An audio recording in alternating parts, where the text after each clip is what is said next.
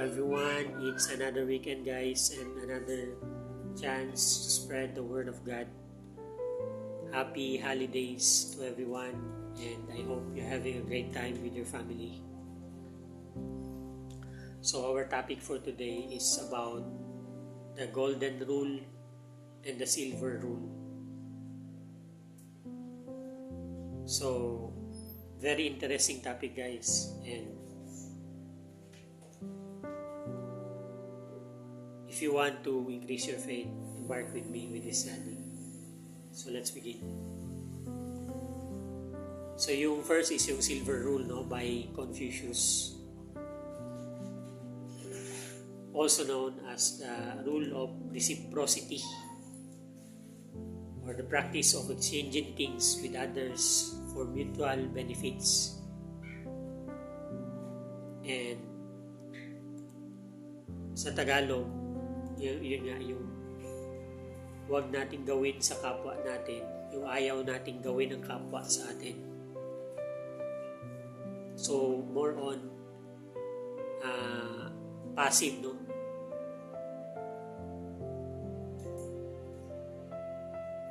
Or accepting or allowing things to happen before we react.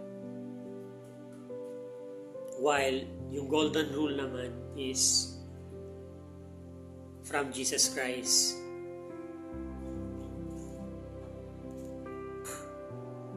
It is written in Matthew 7:12. Therefore, all things whatsoever you do, you would that men should do to you, do you even so to them. For this is the law and the prophets. Ako, guys, sa totoo lang, akala ko yung golden rule, yun yung silver rule. Pero ito pala yun, no? Yung sa sinabi ni Jesus Christ na whatsoever you would do, you would that men should do to you, do you even so to them. So ano yung gusto natin gawin ng kapwa sa atin, gawin din natin sa kanila, no? So more on proactive naman means proactive love means actively taking initiative to nurture, strengthen, improve relationship by anticipating needs, solving problem before they arise, and consciously choosing to act from a place of care rather than passively yung silver rule, no? Passively waiting for things to happen before reacting to the issue. So yun nga, yung constantly proactive, no? Doing something before problem arises or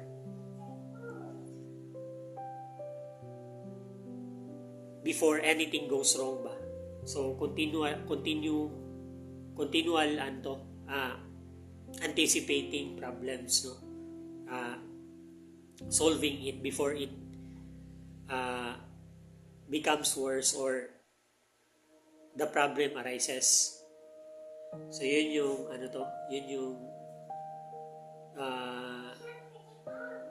sinasabi ni Jesus Christ na you all things whatsoever you would that men should do to you, do you even so to them. So kung ano yung gusto mong gawin ng kapwa mo sa sarili mo, gawin mo din sa kapwa mo. Kagaya na lang ng lahat ng mga bagay na gusto mong gawin sa sarili mo. It is said in John 13:34 to 35, a new commandment I give unto you, that you love one another as I have loved you, that you also love one another. By this shall all men know that you are my disciples, if you have loved one another. So, basis natin yung loving one another, no? Yung commandment ni Jesus Christ na sinabi sa atin na to love one another as I have loved you. Yun. Hindi lang tayo passive ba na waiting na kung may ginawa yung kapwa sa atin na maayos, saka pa tayo gagawa ng mabuti sa kanila. So, hindi yun. The best is yung golden rule talaga. Beloved, let us love one another. In 1 John 4:7, it is said, Beloved, let us love one another, for love is of God. And everyone that loveth is born of God, and knoweth God. So, in Romans also it is said, Romans 13:8, owe no man anything but to love one another, for he that loveth another had fulfilled the law.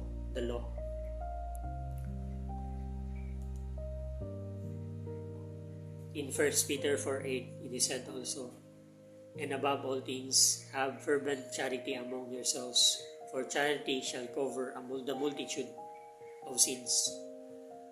So, charity means love. You do charity, you help people by means of love, dahil mahal mo yung kapwa mo. Hindi by means of obligation ba?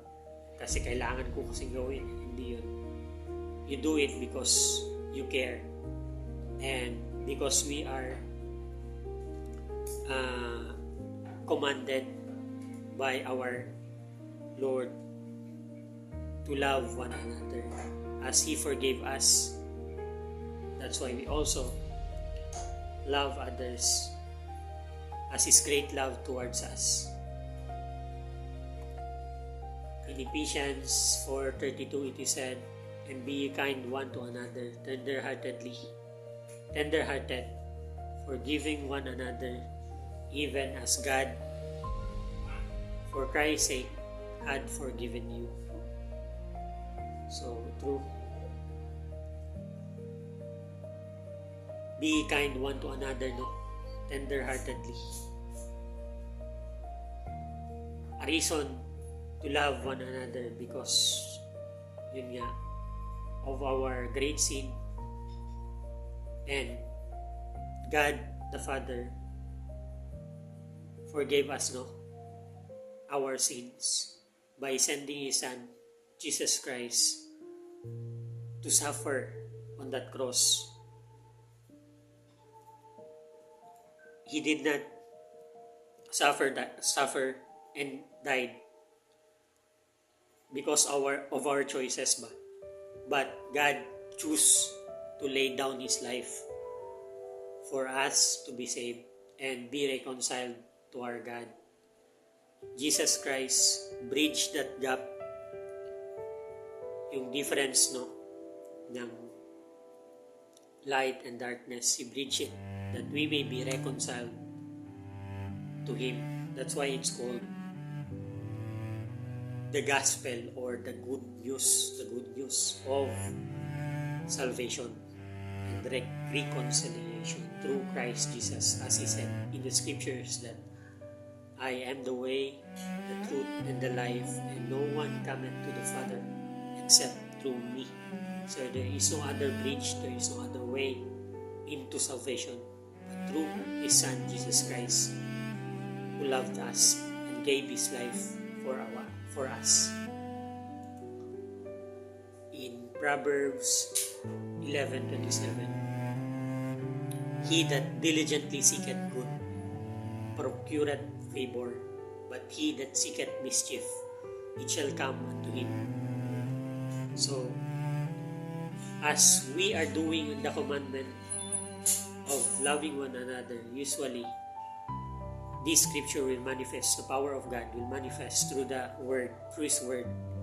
We will procure it favor. If you are sowing good things, we will for sure reap it in time. So, magtatanim ka, may aanihin ka talaga. Magtatanim ka ng mabuti, aanihin mo talaga yung kabutihan pagdating ng araw. And if you will sow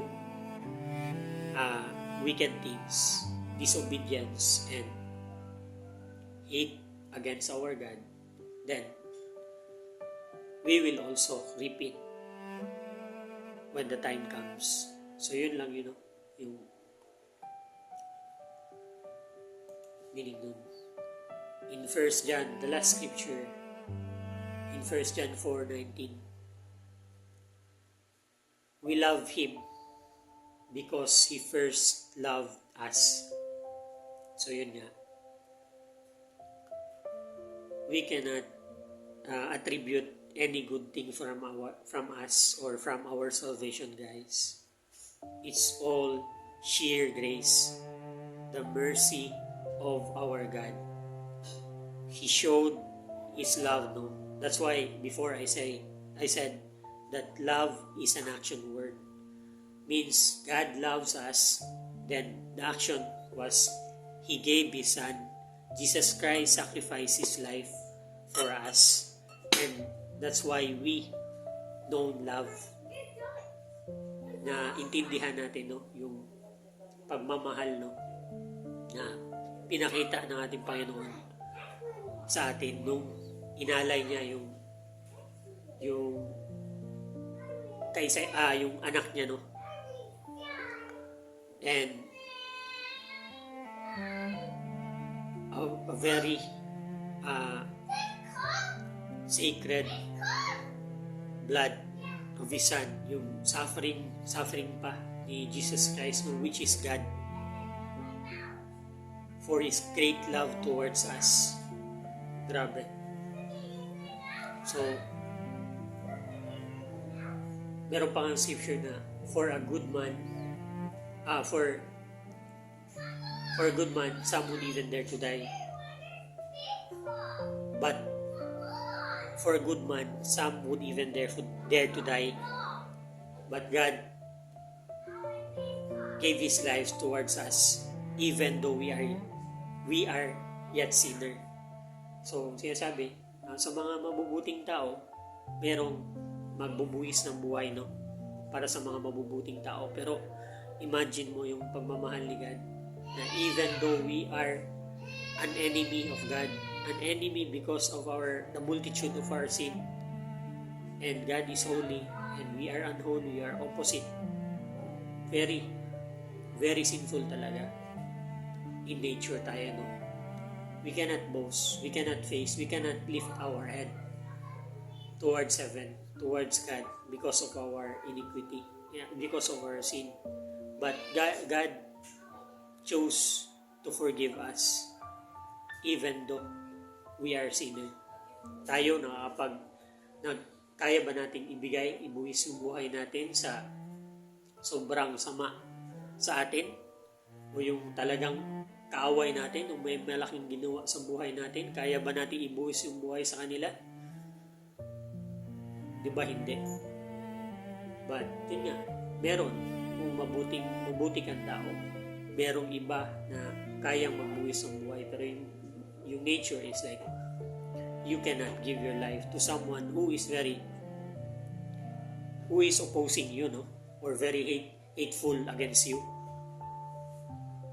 So, but God, yun nga, i-iterate ko lang, no?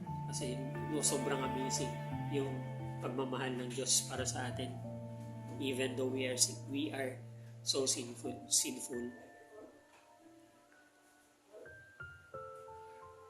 The last, maybe, yun nga, yung lagi kong sinasabi sa Isaiah, no? Yung all our righteousness are like filthy rags. Lahat daw ng ating kabutihan is kagaya ng isang napaka-ruming basahan.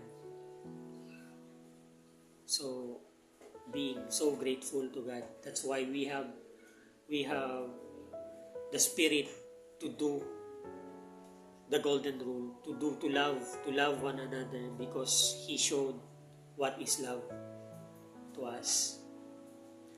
That's why also in the scripture it is said that I can do all things through Christ who strengthens me.